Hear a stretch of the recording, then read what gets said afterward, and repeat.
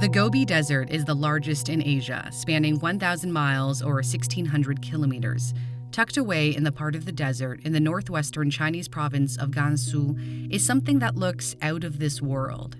A mock Mars base opened in 2019. Visitors experience what life is like on a real space mission.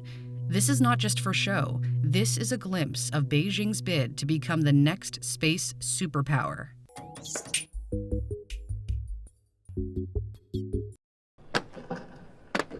During the 70th anniversary of the People's Republic of China in 2019, President Xi Jinping said no force can stop China's progress.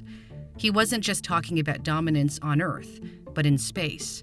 There is a lot of catching up to do. The Soviet Union sent the first person to space in April 1961, cosmonaut Yuri Gagarin. American Alan Shepard followed the next month.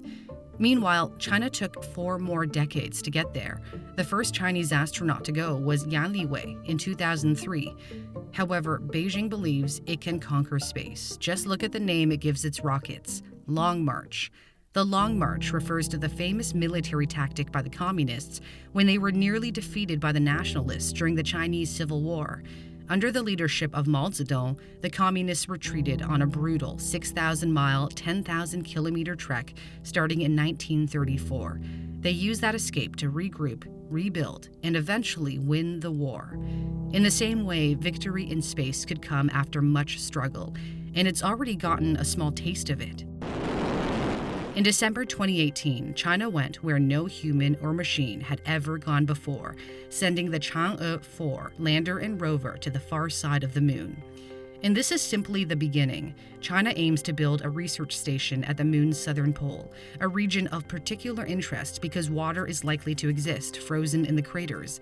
That's also where it wants to send astronauts in a decade, and it might not be alone. NASA has contracted commercial companies to help them return to the moon. SpaceX, Blue Origin, and a newcomer called Dynetics are developing lunar landing systems for the agency. The Chinese government has also been encouraging the growth of a commercial space sector. In July 2019, the firm iSpace sent the first privately funded Chinese rocket into orbit. Hyperbola 1 launched a radio satellite and several small payloads. China eventually envisions private companies launching a constellation of satellites, offering services like high-speed internet, similar to what SpaceX is doing right now. And liftoff. Elon Musk's company has been launching Starlink satellites using the Falcon 9, a partially reusable rocket because the booster lands back on Earth. Reusing rockets to drastically bring down costs is what separates SpaceX from its competition. Many Chinese companies are starting to test out reusability as well. In August 2019, the startup LinkSpace launched a rocket that hovered 300 meters in the air before coming back down. It might sound like a small feat considering what SpaceX has achieved, but it's a big first step. A bigger step is the National Space Agency's plan to operate a reusable Long March rocket. Version 8 is supposedly the answer to the Falcon 9. It too would land vertically, notably with its side boosters intact. The test flight is believed to be scheduled for this year, although it's possible we may not know until afterward because much of what happens in the country is shrouded in mystery. For example, in September, Chinese state media said it had launched a reusable experimental spacecraft without saying much more. A story from 3 years ago did refer to a launch in 2020 that would fly into the sky like an aircraft, bringing to mind Boeing's spaceplane used by the U.S. Air Force for covert missions. It takes off vertically and lands horizontally on a runway. Even though a lot is kept under wraps, one thing is clear.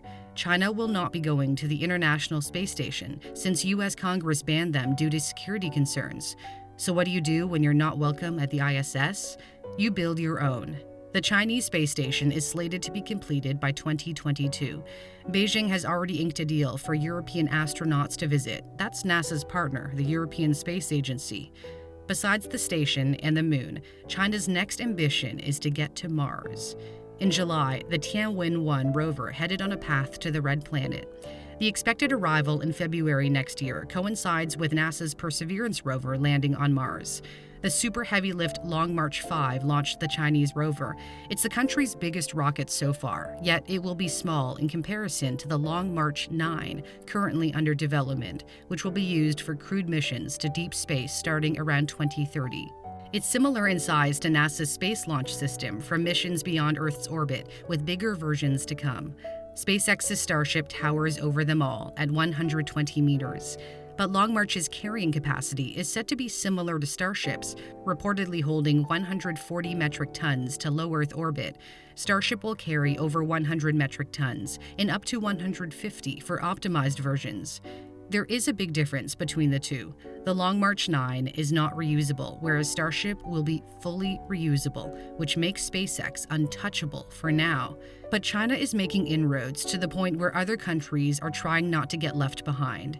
Japan and India have agreed to work together on missions to the moon in order to counter China's presence. That doesn't mean China will become a space superpower overnight. It still has a lot to learn. In September, video posted on Chinese social media apparently showed the booster of a Long March 4B rocket crashing and narrowly missing a school in the northwestern Chinese province of Shanxi. So more time is needed to perfect the technology.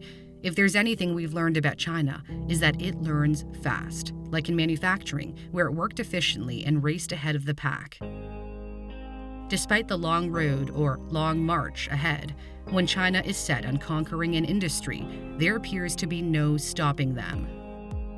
Hey guys, thanks so much for watching. I'm Cindy Pom. So, do you think China will ever catch up with other companies, including SpaceX? Let me know your thoughts. You can leave them in the comments section below. If you like what you saw, give it a like, and don't forget to subscribe to my new channel.